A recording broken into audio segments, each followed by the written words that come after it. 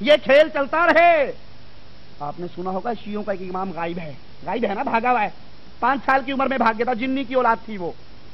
قرآن لے کر بھاگ گیا، تابوت سکینہ لے کر بھاگ گیا، عصائے موسیٰ لے کر بھاگ گیا، انگوٹھی سلیمان لے کر بھاگ گیا۔ اب وہ قبر، وہ غار جس میں چھپا ہوا، اس کے باہر کون بیٹھے ہیں؟ اس کے باہر بیٹھے ہیں قاصد کہ بھئی امام صاحب اندر ہے، نذرانے ہمیں دو، ہم اندر پہنچائیں گے، نذرانے ہمیں دو۔ لوگ دیتے ہیں نذرانے امام صاحب کو، پہنے بھی ہوتے ہیں ان کے اپنے بچوں نے، جس طرح ہمارے انڈیا پاکستان میں ہوتا ہے۔ دربار ہے اجمیری کا بورڈ لگا، داتا کی نیاز کے بکرے ادھر، دیے بکرے داتا کو، گئے تمہارے پیٹ میں، داتا کے منہ میں مٹی، تمہارے پیٹ میں بکرے، داتا کو تو منہ مٹی سے بھر گیا بیچارے کا، قبر کے اندر ہے، تمہارے منہ میں بکرے، داتا کی نیاز ادھر، 11ویں والے کی دودھ کی سبیل ادھر، اور پیٹ اپنا بھر رہا ہے، پیٹ اپنا بھر رہا ہے۔ یہاں بھی کہتے ہیں اگر یہ مان لیں کہ نبی فوت ہو گئے تو پھر دکانداری کیسے چلے گی؟ نہیں، نبی زندہ ہیں، دنیاوی زندگی میں ہے۔ اب مجھے بتاؤ نعوذ باللہ من ذالک، اگر نبی زندہ تھے تو کیا رسول اللہ زندہ کو صحابہ نے دفن کر دیا؟ انا للہ و انا الیہ راجعون۔ صحابہ کی اس سے بڑی کوئی اور توہین؟ وہ صحابہ، نبی رات کو اٹھے، ایک صحابی آیا وضو کا پانی لے کر، مسواک لے کر، طہارت کا پانی لے کر، کہا رات تہجد کے وقت جاگنے والے میری خدمت کے لیے مانگ کیا مانگتا ہے؟ کہا آقا ایک سوال کرتا ہوں، جنت میں جہاں آپ کا گھر ہو، آقا دعا کر دو رب مجھے آپ کا پڑوسی بنا دے، جنت میں آپ کا ساتھ مانگتا ہوں۔ وہ صحابہ جو نبی کے حکموں پر اپنی گردنیں کٹواتے تھے، یہ اہل سنت والجماعت کہتے ہیں انہوں نے زندہ نبی کو قبر میں دفن کر دیا۔ حضرت فاطمہ نے پوچھا تھا انس سے رضی اللہ تعالیٰ عنہما کہ اے انس میرے بابا کے جسم پر مٹی تو کس دل سے ڈال آیا؟ اگر نبی زندہ ہوتے، اگر نبی باتیں کرتے، اگر نبی فوت نہ ہوئے تو پھر کیا صحابہ ان پر مٹی ڈالتے؟ مولوی صاحب تھوڑی دیر کے لیے آپ بھی ایسے فوت ہو جاؤ، میں آپ کو دفن کر کے دیکھتا ہوں، اسی مولوی پر نا ایک مٹھی بھر کے مٹی کی پھینک دو، وہ کیا کہا مجھ پہ مٹی ڈالتا ہے، میں کوئی مر گیا ہوں؟ تو مطلب ہے مولوی صاحب مٹی اس پہ ڈلتی جو مر جاتا ہے، زندہ اپنے اوپر مٹی ڈلوا سکتا؟ نبی مٹی کے نیچے دفن ہوئے اس لیے ہوئے کہ آپ فوت ہو گئے۔ حضرت ابوبکر نے آپ کے ماتھے کو چوم کر کہا تھا کہ اے اللہ کے رسول صلی اللہ علیہ وسلم، آپ پر جو اللہ نے موت لانی تھی وہ موت آ چکی ہے، 2 موتیں رب آپ پر زندہ جمع نہیں کرے گا۔ آگے چلیے، دکانداری اہل سنت والجماعت سے اختلاف کا ایک اور نقطہ، کرامات اولیاء۔ ہم مانتے ہیں کرامات، صحابہ سے کرامات، ہم مانتے ہیں اولیاء کے ہاتھوں پر، صحابہ کے ہاتھوں پر اللہ کوئی خلاف عادت واقعہ ظاہر کر دے۔ ابو بکر رضی اللہ تعالیٰ دسترخوان لگا ہوا، تھوڑا سا کھانا، لیکن لوگ آ رہے ہیں کھا رہے ہیں، آ رہے ہیں کھا رہے ہیں، 2 صحابی اندھیرے میں جا رہے، لاٹھی ان کے ہاتھ میں ہے، لاٹھی روشن ہو گئی، یہ کیا ہے؟ یہ کرامات ہیں، اس کو ہم مانتے ہیں۔ لیکن آؤ یہ اہل سنت کی بھی کرامات سنتے جائیں۔ کہتے ہیں میرے ایک دوست جو جناب بقیت السلف، حجت الخلق، قدوۃ السالکین، زبدۃ العارفین، شیخ کل فی الکل بالکل، حضرت حاجی امداد اللہ مہاجر مکی، چشتی، صابری، تھانوی، ثم المکی، نام لینے کے لیے 4 منٹ لگتے ہیں بھائی۔ ان سے بیعت تھے، حج خانہ کعبہ کو تشریف لے جا رہے تھے، بمبئی سے آگ بوٹ میں سوار ہوئے، آگ بوٹ چلتے چلتے ٹکر کھائی، قریب تھی اور ٹکراتی اور غرق ہو جاتی، یا ٹکرا کر پاش ہو جاتی، اب مرنے کے سوا کوئی چارہ نہ رہا۔ اسی مایوسانہ حالت میں گھبرا کر اپنے پیر روشن ضمیر بتاؤں گا کتنا روشن ہے ضمیر اس کا، کی طرف خیال کیا اور کیا کہ اس وقت سے زیادہ کون سا وقت امداد کا ہوگا؟ اللہ تعالیٰ سمیع و بصیر کارساز مطلق ہے۔ اسی وقت ان کا آگ بوٹ غرق سے نکل آیا، تمام لوگوں کو نجات مل گئی۔ ادھر تو یہ قصہ پیش آیا اور ادھر حضرت نے کہا اپنے مخدوم سے میری کمر دباؤ، درد کرتی ہے۔ خادم نے کمر دباتے دباتے کپڑا مبارک اٹھایا، دیکھا پوری کمر چھلی ہوئی تھی۔ کہا حضور آپ کی کمر سے تو کھال اتری ہوئی ہے، آپ اپنے حجرے سے باہر بھی نہیں نکلے، اپنے حجرے سے باہر بھی بابا انڈر گراؤنڈ سرنگیں کھدی ہوئی ہیں، سیدھی جاتی ہیں بحر احمر پر۔ حضرت یہ کیا بات ہے، آپ تو گھر سے باہر نہیں نکلے؟ کہا کچھ نہیں، چھوڑو پڑے۔ نہیں حضرت بتاؤ تو صحیح، نہیں چھوڑو، پہلے یہ 5-4 دفعہ چھوڑو ہی کرتے ہیں۔ حضرت میرے گھر بیٹا ہوگا، پر مجھے کیا پتا؟ حضرت دے دو بیٹا، میں کوئی خدا ہوں؟ حضرت دے دو، اچھا جا تجھے بیٹا ہوگا۔ پہلے کہہ دیے میں کوئی خدا ہوں، پھر کہتے ہیں جا تجھے بیٹا ہوگا، آئے گا، وہ آگے آئے گا کون بیٹے دیتا ہے۔ اچھا تو آپ تو نکلے بھی نہیں، گئے بھی نہیں، تو کہنے لگے ابے بھلے آدمی،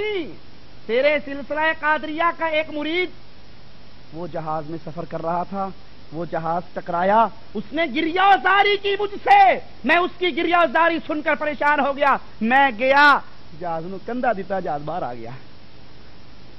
تیرا کندھا سی کرین سی، میں جہاز کو کندھا دے کر اس سے چھل گئی، بابا پتہ نہیں کیا چیز تھی وہ، کون سی مچھلی ہوگی جو اتنے بڑے جہاز کو اٹھا کے، شارک مچھلی کی اولاد تھی کیا، میں اس کو کندھا دے کر باہر نکل آیا، کسی کو بتانا نہ، کسی کو ذکر نہ کرنا، آؤ قرآن کی طرف لوٹائیں۔ مشرکین مکہ جب کشتی ان کی بھور میں پھنس جاتی، لات و منات کو چھوڑ کر، کس کو چھوڑ کر، کس کو چھوڑ کر، لات و منات کو چھوڑ کر آسمان کی طرف منہ کر کے اللہ کو پکارتے، اور وہ پکار بھی کیسی ہوتی، مخلصین لہ الدین، اللہ کوئی داتا نہیں،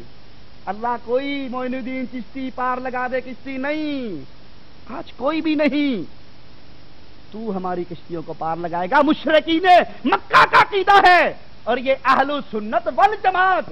کیا فرماتے ہیں، جو ہی کشتی پھنسی نہ اللہ یاد رہا، نہ اللہ کی صفات یاد رہی، نہ اللہ کی رحیمی اور رحمانی یاد رہی، اسی وقت امداد اللہ مہاجر مکی کی طرف سر جھکا کر کہا، امداد اللہ صاحب اب نہیں بچاؤ گے تو پھر کب بچاؤ گے، اتنا پکارنا تھا، وہ ہزاروں میل سے آیا اور اس کی کشتی کو، یہ اہل سنت ہو سکتے ہیں؟ ارے یہ کردار تو مشرکین مکہ کا بھی نہ تھا، جب پکڑے جاتے قرآن کہتا ہے وہ مجھے پکارتے، جب نجات دے دیتا پھر لوگوں سے کہتے اللہ نے نہیں بخشایا، یہ بڑی امام کی ہم نظر دے کر آئے تھے، وہیں سے چھٹی ہوئی ہے ہماری، یہ کب شرک کرتے جب اللہ نجات دیتا۔ اور یہاں اہل سنت کیا کہہ رہے ہیں، پکڑے گئے تو کہا اللہ تو نہیں بلکہ ہمارے امداد اللہ نے بچایا، لکھنے والا حکیم الامت کرامات امدادیہ اشرف علی تھانوی صفحہ 36 پر، آگے آؤ،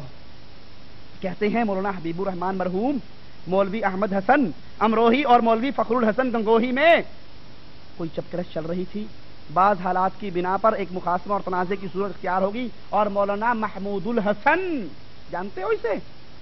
جانتے ہو، جس نے اپنے مذہب کو ثابت کرنے کے لیے رب کے قرآن میں ایک آیت کا اضافہ کیا،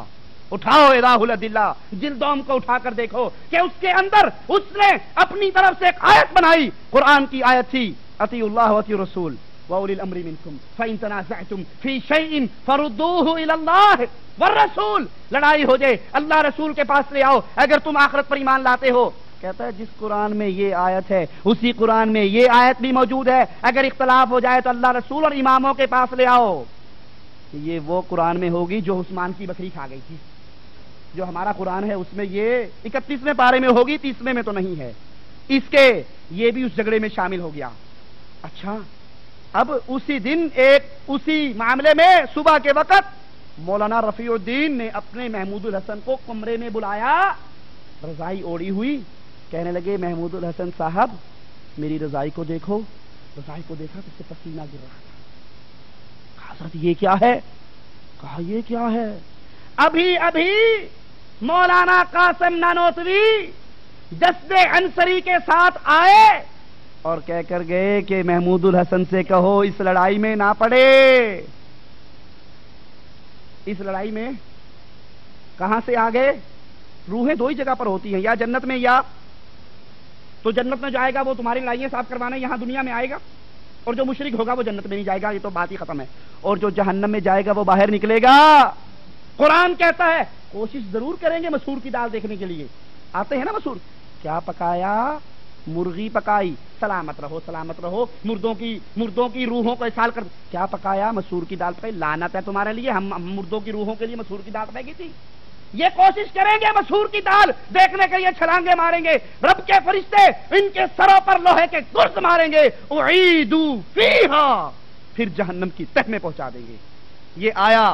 اپنے جسم کے ساتھ آیا اور آ کر اس لڑائی کو ختم کروا دیا۔ ارواح ثلاثہ مولانا اشرف علی تھانوی حکیم الامت صاحب، جب حضرت عثمان کا محاصرہ ہوا، جب حضرت علی اور عائشہ کی جنگیں ہوئی، جب حسن و حسین شہید ہوئے، جب معاویہ اور علی کی جنگیں ہوئی رضوان اللہ علیہم اجمعین، تو رسول اللہ صلی اللہ علیہ وسلم کیوں باہر نہ آ گئے؟ اچھا آگے چلو، حکایت نمبر 336 366 اشرف علی تھانوی ارواح ثلاثہ، فرمایا مولوی معین الدین صاحب حضرت مولانا